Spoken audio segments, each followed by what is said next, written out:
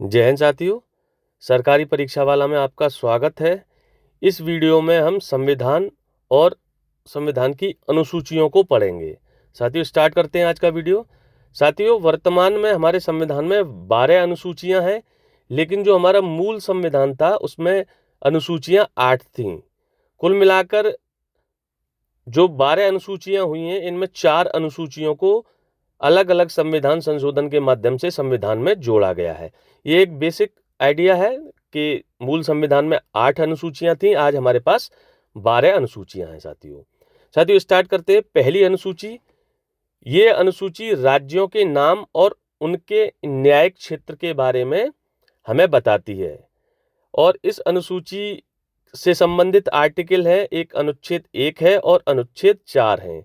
ठीक है साथियों, यहाँ मैं ज़्यादा डिटेल नहीं बताऊंगा। आर्टिकल 1 के बारे में हल्का सा मैं आइडिया आपको दूंगा। आर्टिकल 1 ये कहता है भारत राज्यों का संघ है। कुल मिलाकर आर्टिकल 1 हमारी संघीय प्रणाली से संबंधित है। वो ये बताता है कि भारत कैसे एक संघीय प्रणाली बना। पहली जो अनुसूची है राज्यों के नाम और उनके क्षेत्राधिकार से संबंधित है। आर्टिकल 1 और 4 इसके बारे में बताते हैं। ठीक है साथियों, अब आते हैं हम दूसरी अनुसूची के बारे में। दूसरी अनुसूची संघ राज्य क्षेत्रों के नाम और उनकी सीमाओं के बारे में बताती है।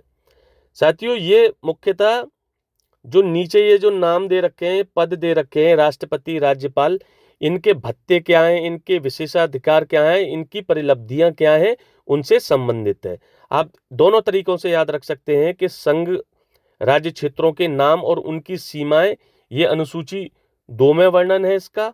और राष्ट्रपति, राज्यों के राज्यपाल, लोकसभा अध्यक्ष उपाध्यक्ष, विधानसभा के अध्यक्ष उपाध्यक्ष, राज्यसभा के सभापति उपसभापति और विधान परिषद के सभापति और उपसभापति और सुप्रीम कोर्ट और हाई कोर्ट के न्यायाधीश, इनके भत्ते, विशेषाधिकार और परिलब्धियां अनुसूची 2 में वर्णित हैं।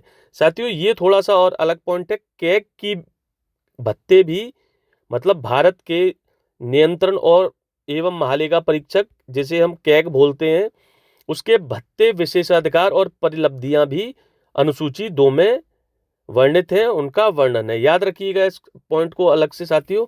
आगे बढ़ते हैं साथियों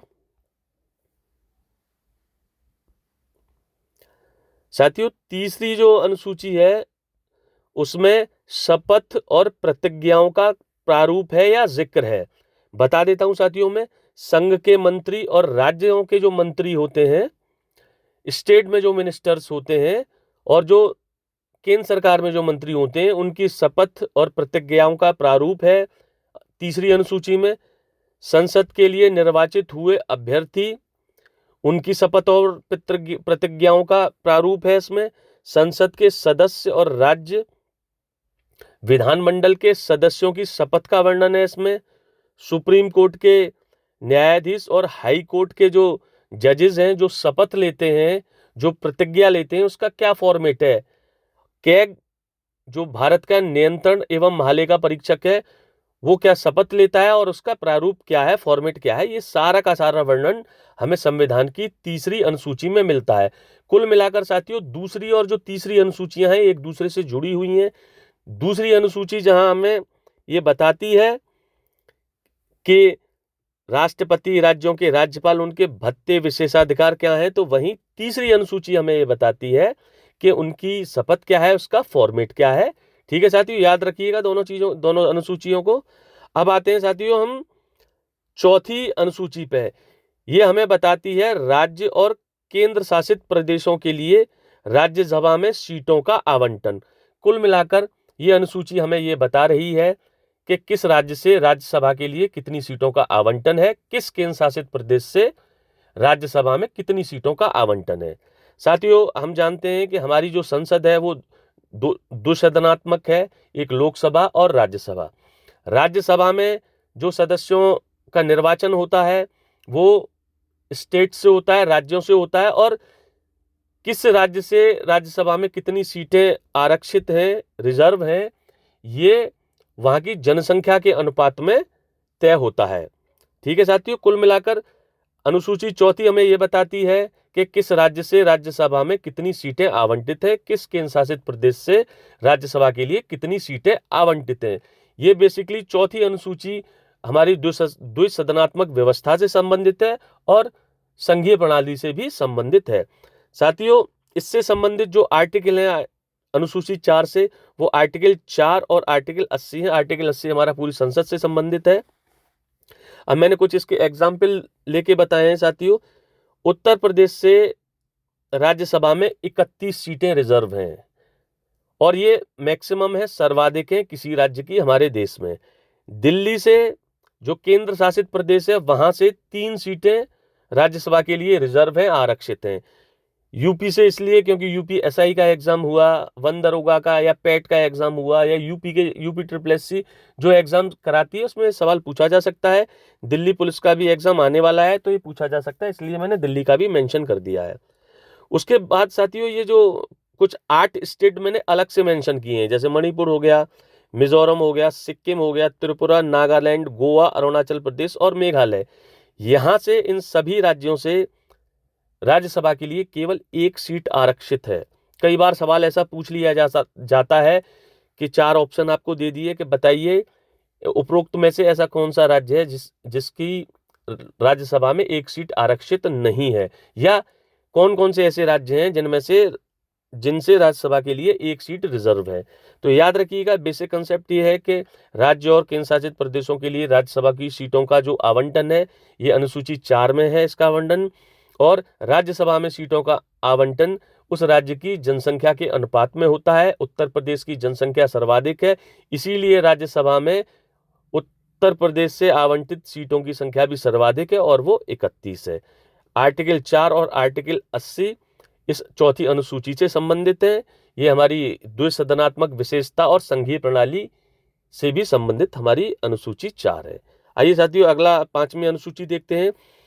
ये कहती है अनुसूचित और जनजातीय क्षेत्रों के प्रशासन तथा नियंत्रण के बारे में, और इससे संबंधित आर्टिकल 244 है।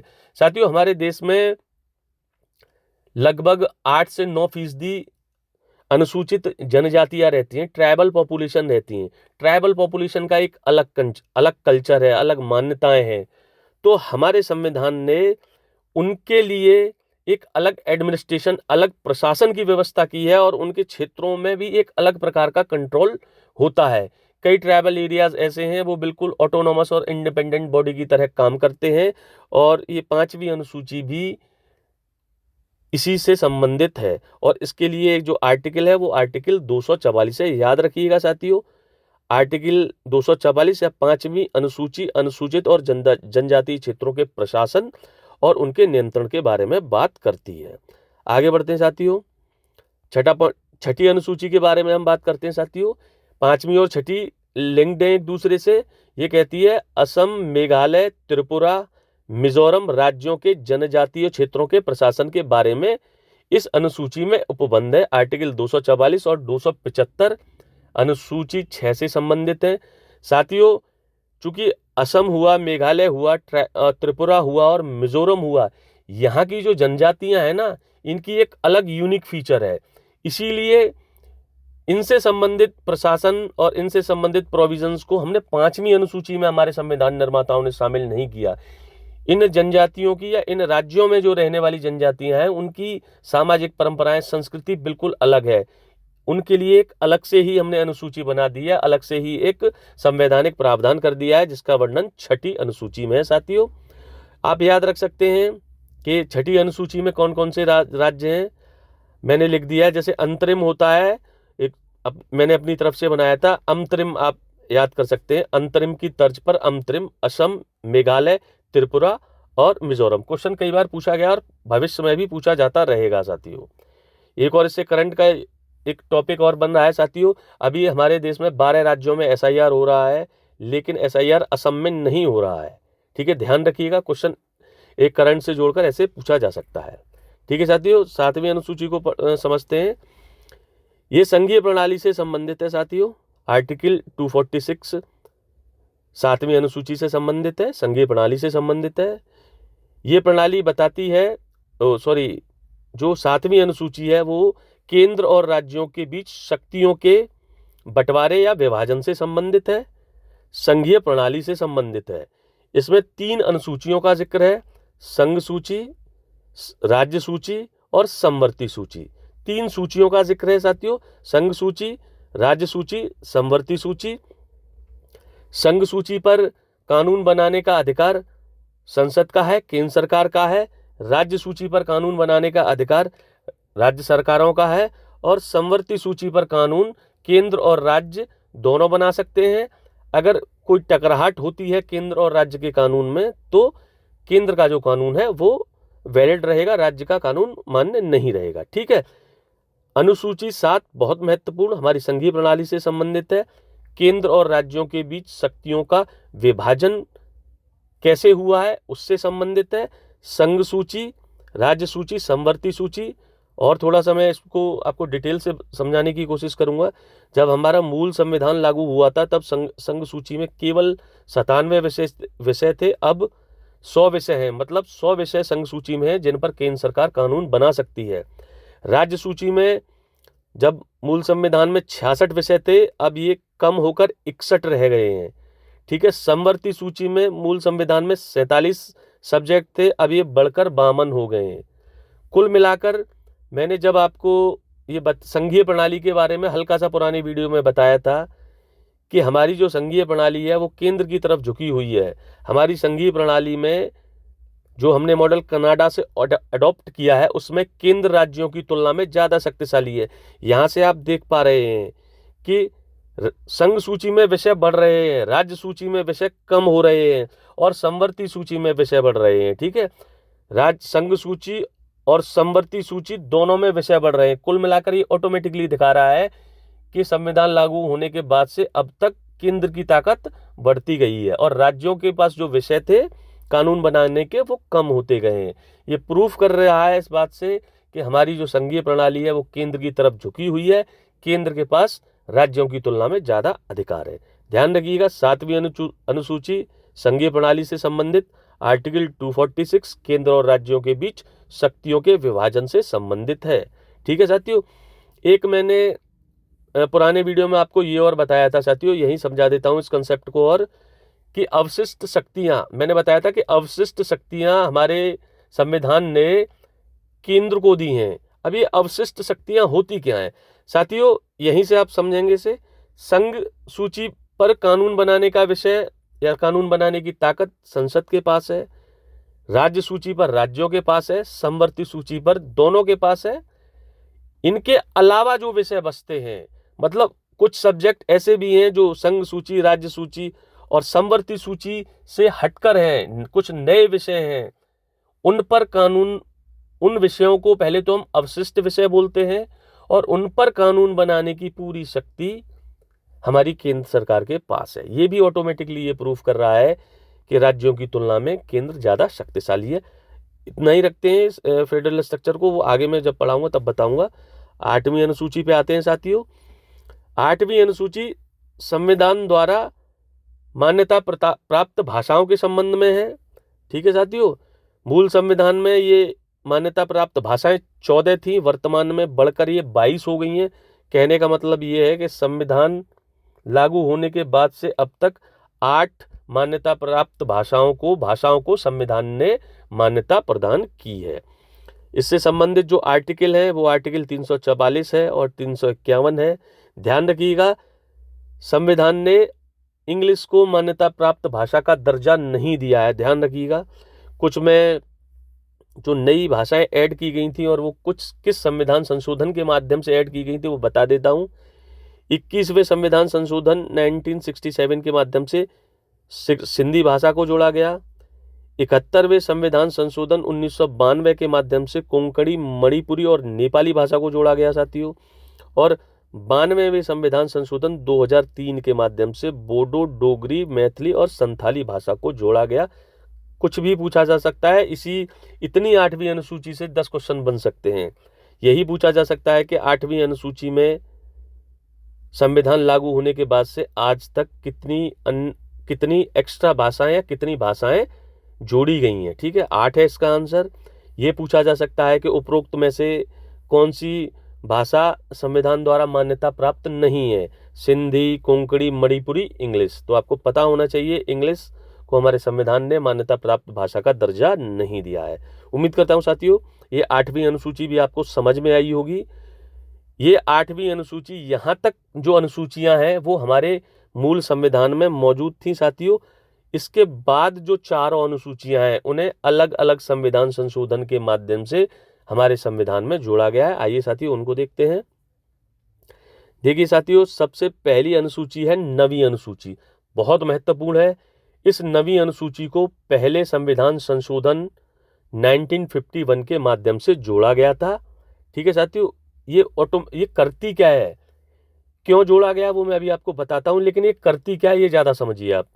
इस सूची में, 9वीं अनुसूची में जिन विषयों को आपने डाल दिया, हमारी न्यायपालिका, हमारी सुप्रीम कोर्ट और हाई कोर्ट उन विषयों की न्यायिक समीक्षा नहीं कर सकती हैं। कुल मिलाकर ये अनुसूची इसीलिए बनाई गई थी कि केंद्र सरकार या राज्य सरकारें मिलकर जो वेलफेयर के लिए नए कानून ला रही हैं, कहीं उन कानूनों को की न्यायिक समीक्षा करके सुप्रीम कोर्ट उनको नल एंड वॉइड ना कर दे, उनको असंवैधानिक घोषित ना कर दे। मैं अभी समझाता हूं पूरा। साथियों, बड़ी एक क्रिटिकल सिचुएशन थी जब हमारा संविधान लागू हो रहा था, जहां एक तरफ हमने अपने संविधान में संपत्ति के अधिकार को मौलिक अधिकार घोषित किया था, वहीं दूसरी तरफ राज्य के नीति निर्देशक तथ्यों में हमने राज्य पर ये जिम्मेदारी डाली थी, स्टेट पर ये जिम्मेदारी डाली थी कि वो गरीबी खत्म करे, सोशल जस्टिस के प्रिंसिपल पर आगे बढ़े, लोगों को आर्थिक न्याय दे, आर्थिक लोकतंत्र की स्थापना करे। और उस समय साथियों हमारे ज़्यादातर जो लोग थे वो कृषि और कृषि से संबंधित गतिविधियां करते थे, लेकिन जमींदारी की वजह से कृषि बेहद सीमित थी। एक मेजर पॉपुलेशन के पास इतनी जमीन नहीं थी कि वो आसानी से उस पर कृषि कर सके और अपना जीवन यापन कर सके। इसीलिए संविधान लागू होने के बाद उस समय की सरकार ने ये फैसला लिया कि हम जमींदारी उन्मूलन करेंगे और लैंड रिफॉर्म करेंगे। लेकिन अगर जमींदारी प्रणाली को खत्म करते और लैंड रिफॉर्म करते तो जो हमने मौलिक अधिकार, 7वां मौलिक अधिकार था संपत्ति का अधिकार, जो पहले मौलिक अधिकार था, उससे टकराहट की स्थिति पैदा हो रही थी। इसीलिए हमारे उस समय की सरकार ने 9वीं अनुसूची को जोड़ा ताकि वेलफेयर के कार्यक्रमों को तेजी से लागू किया जा सके, अपने देश से गरीबी खत्म की जा सके, लोगों को रोजगार दिया जा सके और सामाजिक न्याय, एक समतापूर्वक समाज की स्थापना की जा सके। ठीक है साथियों, कुल मिलाकर इसलिए इंट्रोड्यूस की गई ताकि वेलफेयरिज्म को बढ़ावा दिया जा सके। और इसमें जो विषय डाले जाते हैं इस अनुसूची में, वो विषय, उनका न्यायिक समीक्षा या उनकी समीक्षा करने का अधिकार सुप्रीम कोर्ट और हाई कोर्ट के पास नहीं है। आज की स्थिति अलग है, वो किसी फर्दर और वीडियो में बताऊंगा मैं साथियों। ये ध्यान रखिएगा कि जब इसको पहले संविधान संशोधन को जब इंट्रोड्यूस किया गया, 9वीं अनुसूची डाली गई संविधान में, तब 13 सब्जेक्ट इसमें डाले गए और वर्तमान में इसमें 282 विषय हैं। और आर्टिकल 31 खा या बी, ये 9वीं अनुसूची या पहले संविधान संशोधन से संबंधित है। बहुत महत्वपूर्ण है साथियों।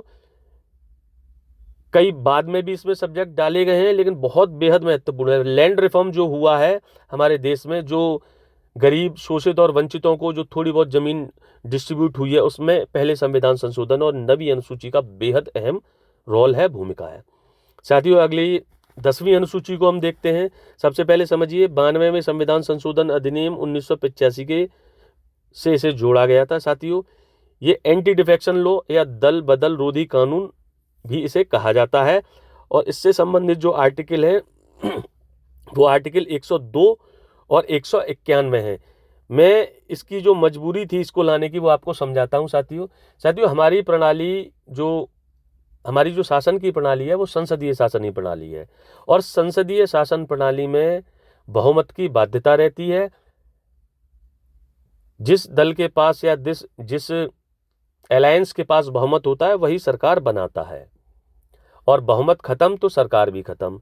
अब इस बहुमत की बाध्यता ने जो हमारे विधायक हैं और सांसद हैं, इनकी खरीद फरोख्त को और बढ़ावा दे दिया। एक आयाराम गयाराम जी नाम का एक एग्जाम्पल हमेशा बताया जाता है। हरियाणा के एक विधायक थे, वो सुबह किसी और पार्टी में, शाम को किसी और पार्टी में, तो सरकारें गिरा रहे थे, बना रहे थे। अब इस अस्थिरता से परेशान होकर हमने 52वां संविधान संशोधन अधिनियम 1985 लाया, ताकि एक पॉलिटिकल स्टेबिलिटी बनी रहे, नीतियों में निरंतरता बनी रहे। राजीव गांधी जी ने यह काम किया था। ठीक है साथियों, आगे बढ़ते हैं। 11वीं अनुसूची के बारे में जानते हैं साथियों। 11वीं अनुसूची, इसे 73वें संविधान संशोधन अधिनियम 1992 द्वारा जोड़ा गया था। ये पंचायतों की शक्तियां, प्राधिकार और जिम्मेदारियों की बात करती है, ध्यान रखना, से संबंधित है। 11वीं अनुसूची में 19 विषय हैं और ये पंचायती राज संस्थाओं को संवैधानिक दर्जा देती है। ठीक है साथियों, चारों पॉइंट याद रखिएगा। 73वें संविधान संशोधन 1992 से इसे जोड़ा गया। ये पंचायतों की क्या शक्तियां हैं, क्या अधिकार हैं, उनकी क्या जिम्मेदारियां हैं। ये 19 विषय हैं। इन विषयों पर कानून बनाने का अधिकार पंचायती राज संस्थाओं का है, पंचायतों का है, उनका भी इसमें वर्णन है। और इसी अनुसूची के माध्यम से हमने पंचायतों को संवैधानिक दर्जा दिया है और विकेंद्रीकरण यानी कि डिसेंट्रलाइजेशन ऑफ पावर का जो कंसेप्ट है उसको हमने अपने देश में लागू किया है। उम्मीद करता हूँ ये 11वां अनुसूची भी आपको समझ में आई होगी। बेसिक पॉइंट है पंचायती राज को जब आगे वीडियो में बताऊंगा। अभी आप बस इतना समझ लीजिए कि 11वीं अनुसूची ने किया क्या है। पंचायती राजों को संवैधानिक संस्था दी, जिम्मेदारी दी है, संवैधानिक दर्जा दिया है, डिसेंट्रलाइजेशन को ग्रास रूट लेवल तक पहुंचाया है। 12वीं अनुसूची देखते हैं साथियों। 74वें संविधान संशोधन अधिनियम 1992 के द्वारा जोड़ी गई है। ये नगर पालिकाओं की शक्तियां, प्राधिकार और जिम्मेदारियों के विषय में बात करती है। ये इसमें 18 विषय शामिल हैं जिन पर नगर पालिकाएं, नगर निगम या नगरीय संस्थाएं कानून बना सकती हैं, उनको लागू कर सकती हैं। और ये नगरीय संस्थाओं को संवैधानिक दर्जा देता है। नगर पालिका हो गई, नगर निगम हो गए, अलग अलग इसका जनसंख्या के आधार पर अलग अलग इनका आइडिया रहता है। ठीक है साथियों, जहां 73वां संशोधन या 11वीं जो अनुसूची है वो पंचायती राज से संबंधित है और 12वीं अनुसूची नगर पालिकाओं से संबंधित है। ध्यान रखिएगा, ये दोनों जो हमारी अनुसूचियां हैं ये डिसेंट्रलाइजेशन ऑफ पावर से संबंधित हैं। क्वेश्चन आपसे बहुत अच्छा बन सकता है कि कौन कौन सी अनुसूचियां हैं जो शक्ति के विकेंद्रीकरण या पॉलिटिकल पावर के डिसेंट्रलाइजेशन से संबंधित है। तो आंसर होगा आपका 11 और 12। ऐसे भी पूछा जा सकता है कि कौन सी हमारी अनुसूचियां हैं दो जो स्थानीय प्रशासन या सुशासन से संबंधित है, वो 11 और 12 हैं। ऐसे पूछा जा सकता है कि 11वीं अनुसूची ने किन संस्थाओं को संवैधानिक दर्जा दिया। आंसर होगा पंचायती राज संस्थाएं। उम्मीद करता हूं साथियों ये वीडियो आपको पसंद आएगा। ज़्यादा से ज़्यादा लोगों तक शेयर करिए। कोई आपको अगर हमें एडवाइस देनी है तो आप कमेंट में हमें एडवाइस दे सकते हैं। जय हिंद साथियों।